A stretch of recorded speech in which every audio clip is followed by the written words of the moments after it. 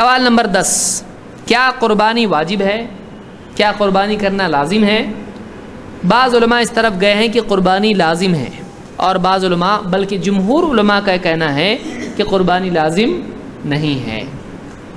کر لیا تو بہت اچھا، اور اگر نہ کرے تو گنہگار نہیں ہوگا، لیکن اس کی بہت تاکید ہے۔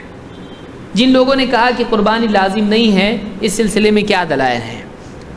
اللہ کے نبی صلی اللہ علیہ وسلم کی حدیث ہے، آپ نے فرمایا اذا رأیتم ہلال ذی الحجۃ، جب تم ذو الحجہ کا ہلال پہلا چاند دیکھ لو، واراد احدکم ان یضحی، اور تم میں سے کسی کا قربانی کا ارادہ ہو، فلیمسک عن شعرہ واظفارہ، تو اس کو چاہیے کہ وہ اپنے بال اور ناخن نہ کترے۔ یہاں پر دلیل یہ مسلم کی حدیث ہے، کتاب الاضاحی میں ہے۔ یہاں پر الفاظ کیا ہیں؟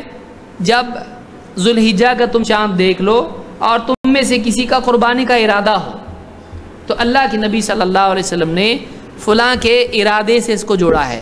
کوئی کرنا چاہے قربانی تو وہ ناخن اور بال نہ کترے۔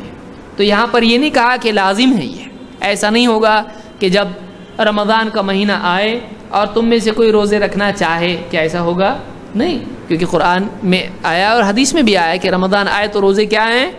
چاہے یا نہ چاہے فرض ہیں۔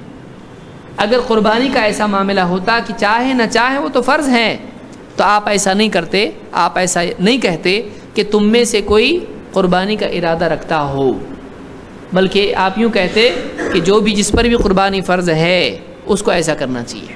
تو یہاں پر ارادے کے ساتھ آپ نے جوڑا ہے، اللہ کی طرف سے حکم کے ساتھ اس کو نہیں جوڑا ہے۔ تو بہت سارے علماء نے اس کو دلیل بنا کر پیش کیا اور کہا اس سے معلوم ہوتا ہے کہ قربانی لازم نہیں ہے۔ اسی طرح سے ابو سریحہ الغفاری، یہ صحابی ہیں، ابو سریحہ سین سے، کہتے ہیں ادرکت ابا بکر، یا فرمایا او رأیت ابا بکر، کہ میں نے ابو بکر صدیق رضی اللہ تعالیٰ عنہ کو، وعمر رضی اللہ عنہما، اور عمر رضی اللہ تعالیٰ عنہما دونوں کو دیکھا۔ ابو بکر صدیق اور عمر رضی اللہ عنہما دونوں کو دیکھا، لا یضحیانی، دونوں بھی اس وجہ سے قربانی نہیں کرتے تھے، کراہیت ان یقتدی بہما، کہ لوگ ان کو دیکھ کے قربانی کرنے لگیں گے۔